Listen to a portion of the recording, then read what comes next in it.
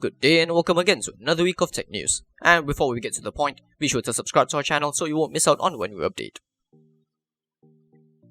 When Valve announced their new Steam Deck, one of the biggest questions was if the console's SSD drive can be upgraded or not. And Gabe Newell has addressed this himself by responding to two Reddit users named Midnight Watch and Bernardo1 by email. The CEO confirmed that the console uses M.2 slot NVMe 2230 drive, which is indeed available on the retail market, although it is not a widespread availability. The email exchange has also led Valve to update the official specifications by listing the type of SSDs. Valve has also made it clear that this drive is not intended for user replacement, so long story short, you can upgrade the SSD drive, although it is not recommended.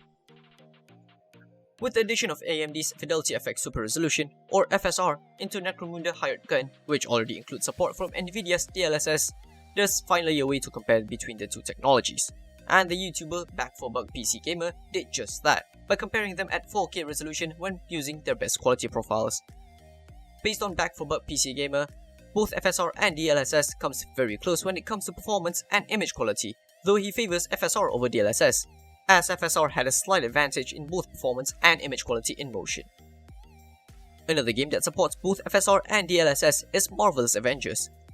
On Twitter, Ken Saber showed screenshots showing both technologies at 1080p and 1440p resolutions. It shows that FSR had some slight issues in reconstructing bridge cables, while DLSS actually adds more fidelity than native resolution. At 4K quality, FSR is simply upscaling the image, while DLSS adds more fidelity by reconstructing hair in greater detail. Do note that Kena Saber is only using FSR quality mode here, not ultra quality like what Back4Buck PC Gamer did. In case you missed it, there were special edition RTX 3080 Gundam graphics cards that Asus had launched some time ago, and these cards were already very hard to possess. And in the time when graphics cards are already a rarity, the Gundam edition cards seem to be exceptionally rare. And one of the reasons for this seems to be that they are being used as mining equipment by Vietnamese retailers. Now, it does beg the question as to how and why these retailers can get their hands on these premium cards in the first place. Currently, non-LHR or light hash rate graphics cards possess much higher value as people are still able to do some mining on them, and adding to the fact that the increasing stock of the LHR cards might make things harder for miners to get themselves the non-LHR cards. You might have heard that Netflix is going into game development. So now we're going to delve a little bit deeper on this. NBC News has reported that Netflix will be doing this as a way to gain more subscribers and to grow as a company. And according to Bloomberg, Netflix has hired Facebook gaming executive Mike Verdu as Vice President of Game Development.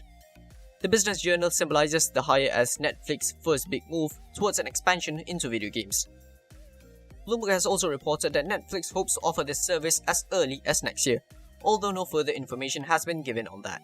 So, will you be subscribing to Netflix when this service is released? Tell us in the comments down below on what you think of this. Next up, Corsair released a new pump/reservoir very nicely disguised as a triple fan radiator. The product is called Hydro X Series XD7 and it is a 140ml reservoir fitted with a Xylem D5 pump. That's the same pump found within the Hydro XD5 pump/reservoir combo from Corsair as well. The three pairs of ports will be used to support CPU, GPU and radiator. Now of course, since this is Corsair we're talking about, there will be RGB lighting too. This reservoir would certainly look great on the Corsair 7000 series cases. And on a side note, the XD7 is constructed of copper or brass, so make sure not to mix your metals when constructing your full loop. And now we'll dive a bit into SK Hynix. Now, SK Hynix is the world's second largest memory chip maker and third largest semiconductor company. And now it is beginning to mass produce 1nm DRAM, basically 10nm using EUV equipment. Based on the company, this new technology should be able to increase 25% performance, run stably at 4266 MB per second, and 20% reduction in power consumption. For SK Hynix, this would be a meaningful accomplishment as it aims to reduce carbon dioxide emission. They also plan to apply the same technology moving forward for DDR5 products as well from early next year. Now, if you recall back during the last Computex event, AMD announced that they are making a chip together with RDNA2 built right into the Exynos chips. Well, rumors from Ice Universe from Weibo states that Exynos 2200 will have two codenames related to it. The processor is codenamed Pamir, while RDNA2 GPU is codenamed Voyager. The SoC is built upon Samsung 4nm process technology, although there have been no performance numbers yet, but we should hope that with this, mobile gaming takes a big leap forward without turning into a heater. AMD is on the verge of bringing the Zen 3 architecture into the Threadripper processors, according to MoePC. Based on the site, it seems that Threadripper 5000 series will be replacing the current Threadripper 3000 SKUs in August. It also states that AMD has codenamed the Threadripper 5000 series Chagall rather than Genesis Peak, which has already been mentioned previously. MoePC also added that the Ryzen 5000 series supports quad-channel DDR4 3200 RAM, up to 280 watts TDPs, and 64 PCIe 4.0 lanes. Additionally, AMD will sell up to 64 cores and 128 thread parts, but a 16-core edition is rumored to be arriving as an entry-level model. Details on clock speeds and the specific SKUs AMD will release remain unknown though. Note that all of these are rumors, so do take them with a grain of salt.